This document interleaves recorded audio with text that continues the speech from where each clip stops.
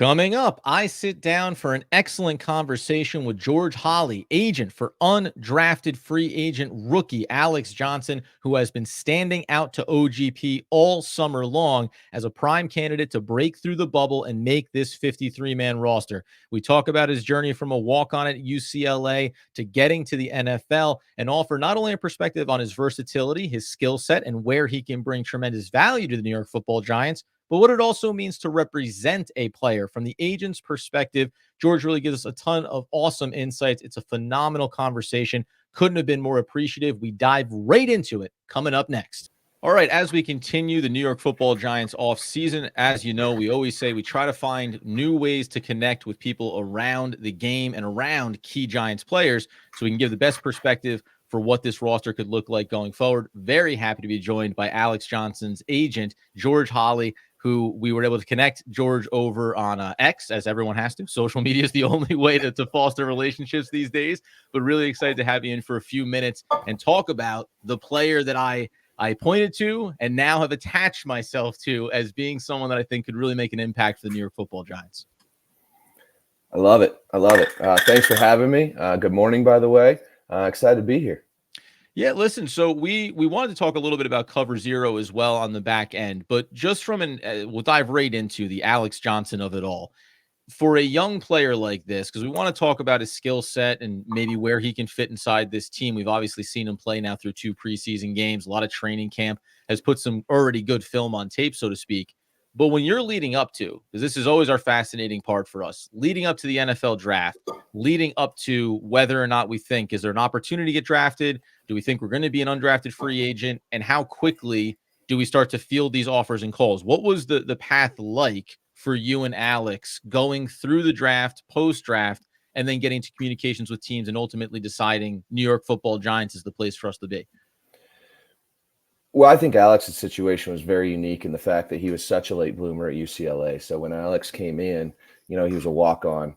And while he played on special teams a lot and on defense a little bit, he was a sub-package guy. He was a nickel guy.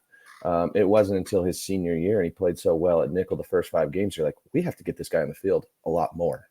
And then they found places for him, whereas he didn't come off the field the last 5 or 6 games. And what that did, in my opinion, was it kind of you got to understand when the scouts come out there, area scouts, they see these guys grow up for years. And so they understand and they write reports every year on these guys.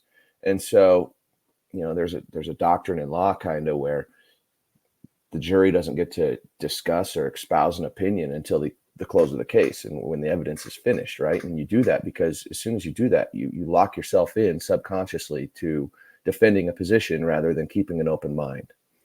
And so I think what happens is, these scouts come in, and then they're like, am I really seeing what I'm seeing? And so Alex wasn't invited to the major three bowl games, the senior games. And Alex wasn't invited to the combine. And those are major things for people that are going to get drafted. Mm-hmm. And so if you don't hit those kind of check marks, if you will, then it's an uphill battle to get drafted, which is fine. But I think as we went to pro day, and Alex tested very, very well, and he verted 37 and broaded 10.7 and ran a 4.44. One of the knocks on Alex was his weight. He played at 172. He came in, he weighed at 187, I think, for pro day, which is right where he is now. And so he had answered a lot of questions, both athletically and build wise. And then, the momentum started ticking up. And so while we knew it was a long shot initially to get drafted with this pro day, we were hopeful we might be able to sneak in. And then the momentum kept building and building.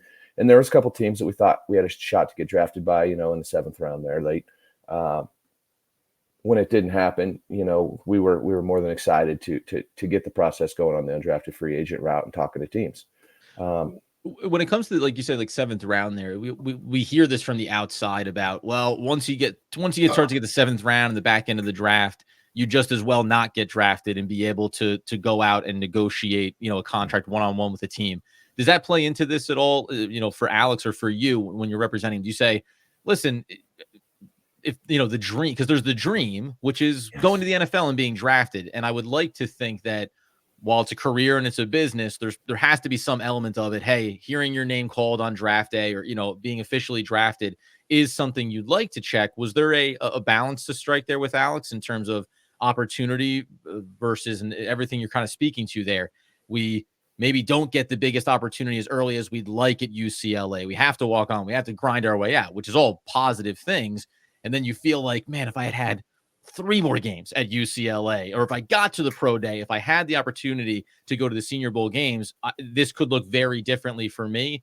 Or is it just, hey, we're here now, and we keep just checking the boxes going forward until we achieve the goal of being on an NFL roster? Well, I think it's a little bit of both, because you don't want to shut down emotionally as you go through the process, right? You want to be human, and you want to experience those emotions, and you want to let it wash over you, and then you have to move on. You can't suppress things. And so I think some of my job as an agent is to help them experience those emotions, go through those goals. And we had the goal of being drafted because every young man wants to be. Additionally, there's pros and cons, right? When you're drafted, you're getting a big signing bonus. So that money's due up front. You can still get a lot of guaranteed money, but that's not going to be a lot of signing bonus. And so if you make the team, then, you know, you're actually not getting as much money by being an undrafted free agent as you would being a draft pick, because you're not getting the bigger signing bonus plus the money from making the team. So it's a give and take. And our goal was to always make the team. At the same time, though, it's a tremendous blessing to be able to choose where you get to go, what roster, and go where you're wanted. Which I think is a lot to do with as you move through this process, you know, go where you're wanted and understand those things. And so I think it's a little bit of everything as you move through this process. You can't be callous to one or ignore it. You have to be human throughout it. You have to acknowledge the emotions, but you have to grow, and you have to put it behind you, and you got to keep moving on, much like a player has to after each play, you know. Well, that's always right. Next down. And I like to think in my life, I've been capable of saying, hey, next play, next down. And then you go, I remember that one time when I could have. So it's athletes, I always think are, you know, so trained over the years. You have to be that mentality probably benefits them in a lot of areas, even beyond football and beyond the game. So you mentioned about being able to pick your spot. Ultimately, it's the Giants. To whatever extent you can, you know, peek us behind the curtain. What were those conversations like in choosing the Giants? How did they communicate to you and to Alex about their desire to have him in and to have him potentially be a part of this team in this camp? Well, it started with a call from Mike DeReese. And so Mike kind of reached out, and we hadn't heard anything from the Giants until maybe 2 weeks before the draft. So it was kind of, you know, even teams going back and all the way back into combine, you know, when the combine was going on, we're reaching out like, I'm wondering why he's not here. But, you know, Mike kind of reached out a little late, and then, Mike's tremendous, by the way, and then he's awesome. And so I think the first 30 minutes we just talked about life, and then like books and different things like that. And then finally, we started talking about Alex and kind of who he was. And I'll sell each one of my guys differently based on who they are, right? And try and when I say sell, really, I'm just trying to illuminate why they're a good fit to any program or any organization, and shine spotlights on it. And the best thing I could do with Alex was, I was like, Mike, you just got to talk to him. Like, the young man sells himself. Like, I can tell you things, but it's not going to have the same impact of me telling you as his agent as to you picking up the phone or having Coach Rome pick up the phone and call him. Like, the young man sells himself. His intelligence is off the charts. And when I say that, like, it doesn't do it justice. Like, you have got to talk to this young man, get him on a Zoom, just talk scheme with him. And so, and then we just kept going through that conversation. And the undrafted process is so funny. You have all these conversations for weeks or even months with teams, and then the draft comes and they fill a need, or now all of a sudden they're not going to give you the money that the market can give you elsewhere. Right. And so it's so fluid, and you're sitting there watching the draft, watching teams fill needs, and you're watching the Giants draft 2 really good young safeties in Newman and Phillips. Well, which is awesome. And then you're still having those conversations. Like, are you still looking for someone on the back end of this? What's going on? And so it's very fluid. It's completely fluid. You start out the week thinking one thing, and by the end of the week, it's a different. So you learn not to do that. But really, you just have to understand people. And look, an agent's best value for these young men coming out of college is for undrafted free agents. Like, that's where they hold their most value. If they're drafted, most of it's slotted. There's a lot of things you can do to maximize value in there. But as far as picking a team, like, the good agents can can understand roster, can understand who in the building likes him, where he's going to get a good shot, scheme fit. A lot of things go into that. And so I do want to stress that because that's important, but you have to, as you go in, you do have these relationships with these scouts and you're cultivating that, and it just changes and ebbs and flows. And so you can't get caught up in it emotionally. You just, again, have to stay straight, communicate with your client, and let them know where you're at. Yeah, blinders on as far as not, being overly swayed maybe by, you say, good phone conversations, feel like, which I think something is obviously the Giants as a franchise pride themselves on. We're a, family organization first. We believe in connections. We believe in relationships. And that is good. And it does matter. And it is important. But you also can't then put that ahead of maybe the best needs for Alex or where the best opportunity is going to come for anyone that you represent. If we turn our attention a little bit over to, you mentioned the two players that the Giants drafted here, obviously in Nubin, and we've gone back. People have watched the offseason Hard Knocks and kind of seen the way the top of that second round fell. Giants maybe were in the market for a cornerback on the other side across from Deonte Banks. Instead, it works out that Nubin, highest rated safety, fantastic. They turn around. They clearly valued a player like Drew Phillips as well. They pick him up. So when you see that, and then Alex still ends up finding an opportunity here with the Giants, you go back to UCLA, you mentioned he finally gets on the field with real substance in 2023, 13 games, but 20 solo, nine assists, led the Pac-12 with 5 interceptions. What about it? Because when I've watched him in camp, if you were selling, whether the Giants are selling me or selling the Giants fan base on where his value can be for the Giants, even though they drafted the safety, and you now have technically 4 in that room right now when you include Javarius Owens, even though they drafted Drew Phillips, when I look inside the Giants defense, I see a linebacking core that is good stopping the run, but has some concerns in coverage. I see a versatile player like Isaiah Simmons who can, yes, be labeled as a nickel, but you want him downhill. Like, there's a lot of holes here when it comes to secondary pure coverage. And that's the things that I've watched in these first 2 preseason games and looked at Alex Johnson. And listen, as we always say, this is a raw eye test as best it can be by our standards on OGP. But he looks like a guy that's fluid, that plays instinctual, that reads and reacts very well. And at least by PFF standards, the grades and coverage over these first 2 preseason games tell me that there's a guy that says, hey, you could use me in a lot of different ways inside of this secondary to maximize my coverage value, which is something the Giants need as deep or as crowded as the secondary and safety room may look.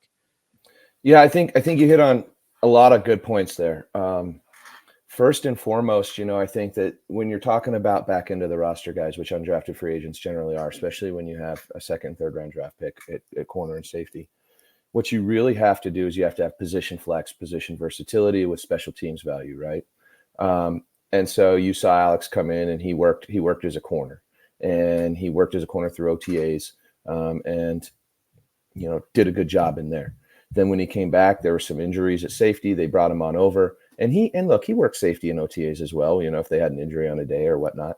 So he did get in there, but then when he came in, he worked more at safety, which is more of what he did in college. He was at the nickel. He was used to playing, looking at what's going on and being tremendously smart and computing it and getting into areas and being an extremely intelligent player. I mean, to give you some idea, the guy went to UCLA, was a 4.0 student in political science as a major with a minor in history. I mean, at UCLA, like. Right. Well, to be fair, George, I went to a college in New Jersey for a couple of years, and then they looked at my scores and said, you're not doing anything athletically. We prefer if you didn't come back. So we all have different journeys we take, Absolutely. And look, Adams State is not the Harvard of the West, okay? We all got to get there, though. We all got to get there somehow. Absolutely. So, but when you look at how smart he is in the way he plays, he's so intelligent, and you can see this in the preseason tape. So, again, in the game against like Houston, they run a motion over, and New York has a newer safety come in, signing 2 days before that, and so he's trying to bump, and you can see Alex like, no, we're not bumping here. In the game before that, against the Lions, he moves from field safety down to boundary safety, and he's getting the backers to bump and move over. He's as a rookie free agent, undrafted young man, he's out there quarterbacking that defense to a certain extent. And I think that's what you see. And so as a coach, when you're like, hey, I can only dress, we can only carry 53. I can only dress 47. when you include the 2 off the practice squad. I need someone, number one, that's going to be dependable on special teams and that can back up multiple positions if we have a guy go down.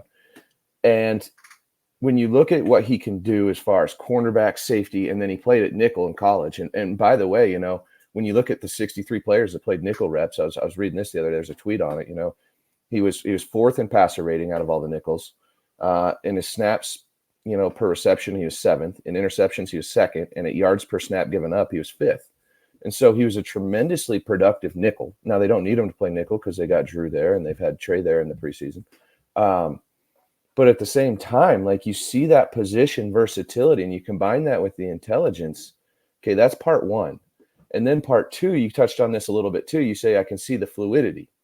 And the fluidity is there. And when you look at like the average NFL corner, and we go back to traits, this is a traits-based business. The average NFL corner runs about a 4.47.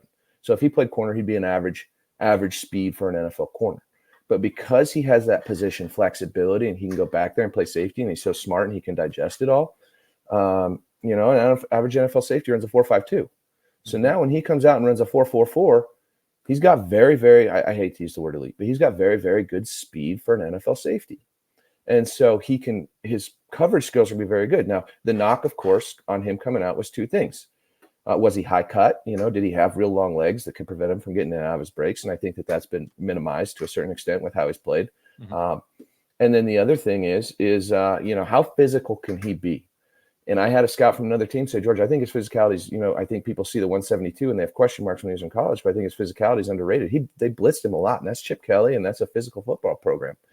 And I think you saw in the Houston game, he came downhill as a boundary safety, almost had a tackle for loss on a run right to him there in the second or third quarter, made a play for a 1-yard gain, led the team in tackles in the preseason game. I think it was you that pointed out his tackling percentage. And so when you can answer those questions, that you can make tackles despite being undersized, because let's be honest, he's 188 pounds of safety. That's underweight. But when he's coming in as a corner, you have to acknowledge that too. You got to be able to run. So, but when he can play physically at that weight, which, those are some question marks, I think that he can provide a lot of value, a ton of value, and a very good cover safety that can cover ground, especially, in some cover 3 stuff for the New York Giants, and provide a lot of value to that football team. It really is just the things that, for me, when I look at for a team in the New York Giants, and then it's a little bit broader than just Alex Johnson, but for a team in the Giants who have struggled to have players, one identifying role is fine if you are elite at that role. The problem is, one, expectations, and I'm sure you've experienced this going through combine process and draft processes. You talk to a lot of different players, talk to a lot of scouts, and say, yeah, on paper, you're going to come in and you are going to be X for any NFL football team, and it's going to be a set and forget kind of position. But whether it's the fact that, one, there's also every other team and every other roster, there's every other player trying to do the exact same thing, be the best at their position on the opposite side, and then also injuries. Like, there's just a reality to the game. Players come up and players go down. And when you need to look at a roster, and the Giants went through this a year ago, when you have arguably big question marks across the field from Deonte Banks and who's going to be starting there. Well, now you start to have a rotation cast going. And I think the big problem that the Giants suffered last year, and even the last couple of seasons that they've rebuilt this roster, is when we go through to rotate and give guys opportunities, did we feel confident that one of them was going to step out there and be able to claim that role, to be able to fill that void? So when you speak about IQ and communication, is something I didn't pick up on that in watching the Houston game. But Alex Johnson, as a rookie, being able to be on the field and understand the system that Shane Bowen wants to run, understand where he needs to be and where other players need to be, especially, I'm sure you could speak to this too. There's a little bit off, is an off question that just popped in my head. When you are an undrafted free agent rookie and you are coming into play in these preseason games, you are trying to put the best film on tape for yourself. You're also trying to be a part of a team. And we know as you get into, whether it's the Lions game when it's a lot of backups, or in the Houston game where it starts with the starters early and then goes to backups, the Giants signed 5, 6, 7 players to come in just to fill out reps, arguably, as we work our way through the back end of preseason. If you are Alex Johnson, you're often on the field I had five different guys, 2 plays later, swapping players out like that. So is there a difficulty in that as well? Or what do you compartmentalize if you're a player? And this may speak even beyond Alex and more to your experience in coaching and, college playing days, where I want to be team first, but I also need to identify what is my role and job here and make sure that I execute what I need to do. Well, I think it's twofold. Number one, I think that, defense is communication, just like defense in basketball. You have to communicate. And so whether or not, no matter who's next to you, you have to communicate. You got to talk, especially in zone concepts, in, out, what's going on. Alignment and assignment are huge. If you're not in your alignment, you can't complete your assignment most times. So being able to have somebody, and now offenses with their formational shifts really can confuse a lot of people. And so no matter who's next to you, everyone has to be professional, especially at this level, as far as communication. I think that the great defenses, the elite defenses, communicate in a way so quickly, so efficiently, they almost know what's going to go on, that they're tied on a string and they all move together. And when you can get there, and that's why, having the same people on a roster year in, year out, look at those old Bear defenses. A lot of the same guys year in, year out. And when you can get there and you can have that continuity, especially defensively, it really lets you be great. But as a player coming in to make the team, number one, if you're swimming, trying to learn the defense, you're not going to be able to do that. If you're not confident in your knowledge of the scheme, you're not going to be able to go ahead and talk to people and direct traffic and get people lined up and get going. So, it's important. It's important for everyone. And I think it is tough on rookies, which is why I think that what Alex has done is in my mind, at least, speaking for me, I think so exceptional in the preseason as far as coming in and being as vocal of a leader as he has been early on in the secondary as an undrafted free agent. Yeah, rookies or especially undrafted, things like this, when they pop, I think in preseason, it makes it jump out more because expectations are understandably should be lower for rookies depending on where you come in because you're learning so much and then trying to apply it on the field. I just want to make sure I spotlight, as I mentioned this the other day when we were talking about Alex and his game over this preseason, 82.7 PFF tackle grade coming out of the Lions game. And then it was this Houston game where he really shined when you talk about having a 76.4 overall defensive grade, 72.9 against the run. Speaking of the ability, can he be physical? Can he go ahead and get downfield and wrap up some of those running backs on those plays when the opportunities come? 83.4 tackle grade as well, and a coverage grade of 69.4. So that was the Houston game to me was like an across the board, everybody open up your eyes and see what Alex is doing. I could ask 1,000 other questions about Alex or about football in general, but the last thing I did want to do before I ask you the big question about Alex's expectations as he tries to wind down towards the final preseason game, as a representative and your agency covers zero, what are the things that Alex wants to accomplish away from football, beyond football? Do you get into that early on in a rookie's player career? Obviously, you probably speak about it when you're lining up to become his representation. But what are the tenets that you focus on? Because it's something that I think has become a big shift over the last, say, 5 to 10 years around the sport where, hey, this needs to be a full representation, a full support system around a player, not just, hey, you're good at football, let's get you the most money we can, and thank you so much for my percentage. There's a more holistic value to being in partnership with athletes at this stage of their career. Yeah, you're right, and you have to do that. So it's in my first conversations. Now, you got to be delicate in how you approach it as an agent, right? Because you can't come out and say, well, what do you want to do if football doesn't work out? Like, the player's going to hear, oh, this guy doesn't believe in me. Now, what do you want to do long term? Like, well, exactly. And so that is one of the first things I talk about because I want to know who they are. I want to know what drives them. I want to know what's special to them. And so with Alex, of all things, he wants to be a college football coach. And which I think is cool. I think is awesome. And for a young man to walk on and go through that and go through the UCLA process and immediately have to prove himself year in, year out. He was given a special number at UCLA, given to the best walk-on that most exemplifies the UCLA program and the number 36. Interesting fact, growing up, he was a basketball guy. He was on the same AAU basketball team as Kayvon Thibodeau and Bryce Young. And this was like in fourth grade. And Alex was the center. Alex was the biggest kid and played center. No, of course, naturally. That's the way out of those three. You'd say, Alex, you take the big. Exactly. So you learn these things as you go through, and it's mind-boggling, and I giggle about it. But Alex didn't even play football his freshman sophomore year.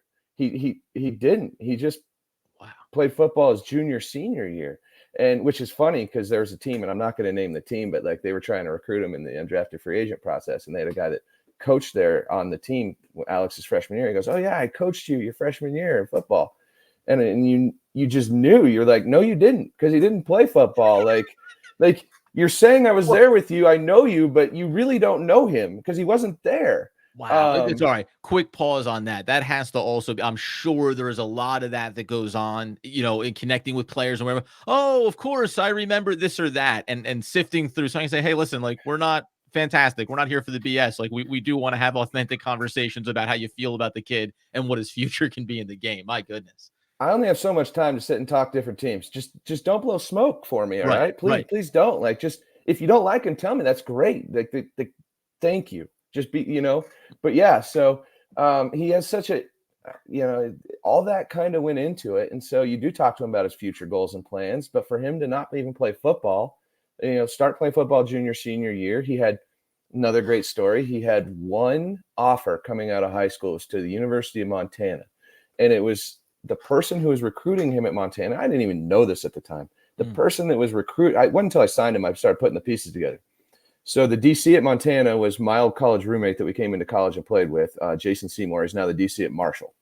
Jason didn't offer him, but a kid that played for me and Jason while we were coaching at Adams State is JB Hall. JB Hall was a secondary coach at Montana. JB went down and offered the young man.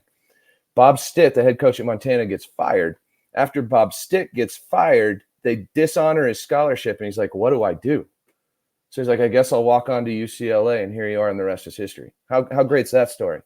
Wow. No, I mean, by the way, the mental fortitude to have that be taken away from you at Montana State and then go, you know what? I'll just walk on at UCLA. Like, you have to have a mentality and a belief in yourself to be able to make that kind of decision and commitment to it. And, in that regard, when we now look at him, it's walk on at UCLA and look what you turned it into. Now coming on and essentially being a walk on with the New York Football Giants. What is the belief from? I shouldn't say it that way. I know what the belief is. I'm gonna make the team. I'm going to be an NFL football player.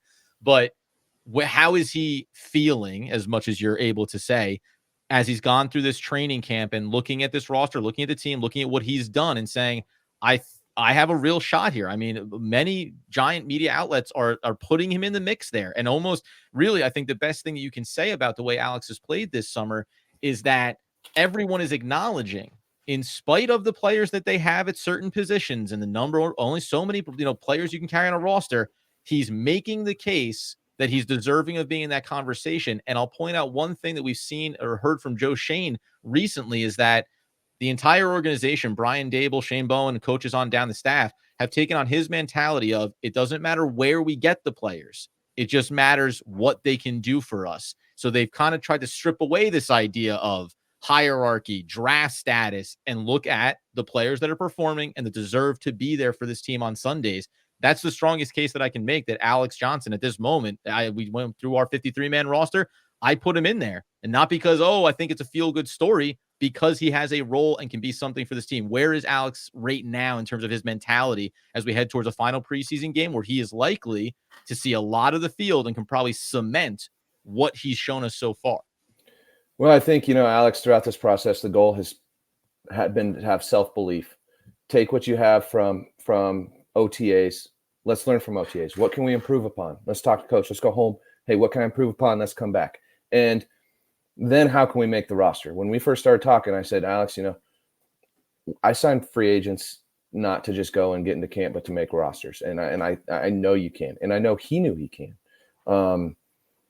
Now, whether or not he makes that football team, that's a question for the Giants, and they got a bunch of good football players back there. I can tell you he's been healthy for all camp, which when you're a number Matters. 2, when you're a fringe guy, that's huge, right? Yep. I was looking this morning, his PFF grades on special teams primarily is the vice, the corner on punt return. He's had very good reps there. He had good reps against the Lions, even in practice, and he had good reps in the games. And I think his grade there, his total grade's a 70. Now, he didn't grade out in each game as a 70, but right now that's his grade. His overall grade is a 70 on special teams, which is a good grade. And so he has been productive when he's been called in. And even at UCLA, he was a productive vice. And there's a great story about that too, at Chip Kelly. I'm not going to get into it, but unless you want me to, but George, you can tell me as many stories as you're willing to give us. Like, all these things are fascinating, I think, at least for myself, and I think Giants fans. So by all means, go down the road of another version where Alex Johnson continues to succeed in these avenues. Well, they're playing, it's their junior year, and they're playing a big game. And his DB coach is telling us the story after pro day, and he's like, Chip Kelly, in the weeks coming up to it, he goes, I want my best players. We're putting starters on special teams this week. This is huge, and Chip gets out there in junior year, and he looks, and it's Alex at corner and playing vice on punt return. He goes, what's Alex doing out there? What's Alex doing? And the DB coach, and his name's escaping me right now, but he has a son that played in the NFL for about 5-6 years. And he comes up and goes, Coach, you want our best guys. I'm telling you, he's our best guy.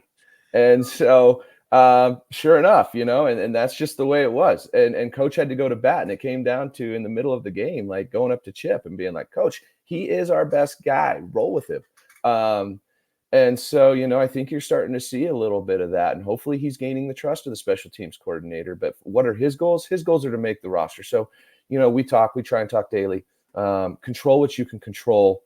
If your role on this team is going to be a practice squad player that might get elevated a few times, and if there's an injury, you step up and you do that, that's fine. You make the most of those reps. If you're going to be a 53-man guy, then you make the most of those reps, and you provide whatever value to the team that you can.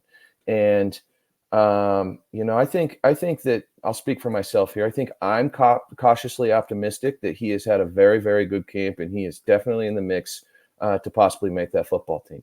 I'm not in the meetings back there. I don't know what's going on in East Rutherford.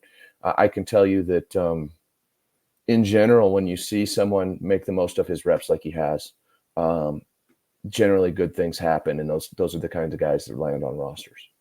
Yeah, we have so many conversations when we talk about the team and players that are making or not making it. And Andy and I, oftentimes we catch ourselves, once you build expectations for a player and maybe they don't meet it, right? Or you're looking for a certain accomplishment in a given preseason game, and we try to catch ourselves around speaking about a player as if he's just a commodity, right? Because all these guys are fighting and battling for roster spots and opportunities. And I think time sometimes waters down your sensitivity to what is going on for these guys on an individual level. And even when we look at some of these rosters, when we look at some of the Giants, I'm being, less sensitive to another player that I'm not putting on the 53 because I want Alex to be there and to have the opportunity. But we know, at least at a minimum, that the NFL and that football and that sports, the idea is it is a solved science in terms of, if you are one of the best players, if you prove yourself, the opportunity is given to you. You rarely, hopefully, find, especially in opportunities at the back end of rosters, have someone say, oh, well, we really thought that this player was going to pop, so let's drag him along. Little different at the top of draft classes, little different when it comes to, high first round picks and expectations. But Alex and what he's done, certainly to me, at least puts him in a good position. As you said, we can't speak for the Giants, but if we're speaking for George and we're speaking for me, we're speaking for OGP, I'd love to see him be on this roster. And again, even if it is, I'm not going to call it worst case scenario, because being on a practice squad is still a great opportunity to then continue to show what you can do. But I cannot see a world where we're not talking about Alex Johnson being on the field on Sundays this upcoming season for the Giants, not just because of all the things we discussed today in terms of his value, his versatility, but because of some of the other things you're mentioning about his mentality, his approach to accomplishing his goals. And I think that, listen, sometimes that's the difference. It's that little bit of a mental edge that you bring to what you want to accomplish and what you want to do that sets you apart from a couple other players that maybe don't give that extra effort on a rep or two, that maybe don't stay the extra hour or two in the film room, and don't digest the playbook in a way that allows you to be successful when it comes to these opportunities. When coaches trust you and your knowledge of the game that you're going to be in the right spot through 5 different positions with the entire playbook, trust you like a veteran, I think you're in a good spot. And I believe that those coaches may have that trust in him based on his performance in camp and what he's been able to do. And that to me, just representing some coaches, knowing coaches, speaking with, special teams coordinator, assistant special teams coordinators in the NFL, Alex Johnson is the kind of guy that they want on the back end of rosters, to whereas I know he's going to know what he has to do. And the DB coach is going to do that. And the special teams coordinator, you might be like, George, it's the NFL. That's going to happen. And the answer is no, it's not always like that. And, even talking with a scout, the other day, and, from not the Giants, but a different team, back end guys that can play multiple positions. There's not a lot of them in the NFL, and they generally get snatched up pretty quickly. And that's also the other risk of this, right? What decisions are you going to make? How do you make sure you get players through to the practice squad so you can elevate them later? All those things are factors. Listen, again, I said it before, I can say it again, because then I asked another 20 questions. I could do this all day. I won't take up any more of your time. I really am hopeful and optimistic that Alex Johnson makes this roster, because I think he's deserving of being able to do that. And I'm incredibly appreciative. We rarely get opportunities to speak to someone on OGP who has some back end, some behind the scenes kind of knowledge of how things work, the process of going from college and getting into the NFL and having these opportunities. And then someone, obviously, George, with your background in coaching and having played, it's like you get to give this 3-level version of what we're looking at when it comes to a young man like Alex Johnson, who is just, even after walking on, is still just 23 years old. So we got to have a very long runway while still being a very young player coming into the league as an undrafted rookie free agent. George, hopefully we get an opportunity to do this again down the road. Any links or show notes to Cover Zero over to George's social media, just so you can go ahead and give him a follow. Obviously, a ton of insight. We'll have those in the show notes for everyone to check out. Again, really appreciate it, man. Could not be any more grateful for your time today. Let's go ahead and get Alex onto this roster. Let's do it. Hey, thank you. You guys do a great job. Watch you guys yesterday talking about the roster. You guys do a phenomenal job. Great insight. And I think you guys give the fans out there good access and provide a valuable service. So heck of a job. Keep it up. It's a pleasure being here and fun talking to you. I appreciate it, George. Thanks again. All right. Have a good one.